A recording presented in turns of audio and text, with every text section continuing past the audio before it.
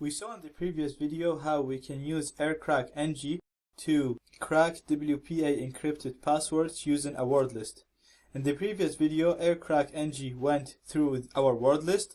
It combined each password in the word list with the ESSID to create the PMK using the PBK2 algorithm, and then compared the PMK to the handshake. If the PMK was valid, then the password that was used to create the PMK is the password we're looking for. If it's not, it just went to the next password and it created a PMK from it. So AirCrackNG was creating the PMKs on the fly. The process of combining the password and the ESSID to create the PMK takes a good bit of time, so it takes the most time of the cracking process. Therefore, in many scenarios, while we're waiting to capture the handshake, in many scenarios we'll have access points that doesn't have any clients connected to it. So if we have something like that, we have to wait until someone connects to the access point to capture the handshake. So while we're waiting, we can actually save time by converting our word list to a PMK list. Because as I said, converting the password to a PMK takes the most time. So while we're waiting, we can change each password in the list and create a new PMK list from our word list. And then once we capture the handshake, we can use our ready PMKs, and the cracking process is going to be much quicker. We're going to do this using AeroLibNG. So let's see how it works. Okay, so our first command is going to be to create a new database and import our word list in that database. So it's going to be AeroLibNG. We're going to create a new database. So let's call it testDB. And we're going to import passwords. And we're going to put the name of our word list, which is called WPA word list. So very simple. AeroLib is the name of the program. Test is the name of the database that we're going to create.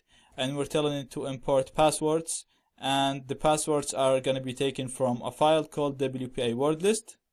Gonna hit enter. And as you can see, a new database called testDB has been created.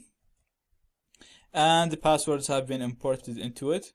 So the next command we're going to do is we're going to import our ESSID to the database. So I'm just going to store the name of the ESSID of the target network into a file. I'm going to do this using a Linux command, the echo command. So I'm just going to say test AP. I'm going to echo it to a file, and I'm going to call the file test ESSID. So that's basically, so I'm going to read it now. Cat test ESSID. That's just making sure that the name is there. So this command, I just created a file and I saved the word test AP in that file. That's the name of my target access point. And then here I just read the file to make sure that it actually contains test AP, and we can see that it contains test AP. Now I'm going to import this file into my database. So we're going to use the same command that we used before. The only difference is we're going to say we're importing ESSID this time. And the name of the file that contains the ESSIDs is test ESSID. So again, AeroLibNG testDB, that's the name of my database that I'm importing information to. Import is the command we want to import stuff. ESSID is the name that we're telling it we want to import ESSID. And test ESSID is just a text file that contains the name of my target access point. I'm gonna hit enter, and that has been imported successfully. Now this is the step that takes the most time. We're going to convert each password in the list. We're going to combine it with the ESSID. So we're going to create a list of PMKs from our word list. Again, we're going to use AeroLibNG, and we're going to put the name of the database that contains our word list.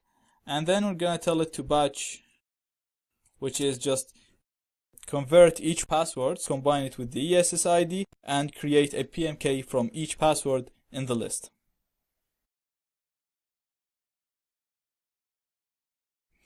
Okay, so As you can see now, it computed all the PMKs, so that's the number of PMKs, that's the number of passwords that I have in my original list, and all of these passwords have been converted to PMKs, and they're stored in my database, which is testdb. And we can see that it took 366 seconds. So we're saving this time because in the scenario that we're working on, we'd be only waiting for the handshake. So we can do this while we're waiting to capture the handshake.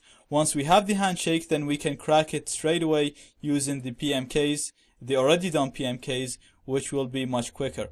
Let's see how we do that. We're going to use aircrackng, and we're going to use the option R to specify our database, which is called testdb. And then we're going to specify our handshake file, which is WPA or test handshake.cap. So very simple, aircrackng R to specify the testdb, and then we're going to specify the handshake file. Gonna hit enter. And as you can see, we cracked the password in much quicker. We cracked it in less than a second. So in the previous video it took 2 minutes and 16 seconds. Now it took less than 1 second.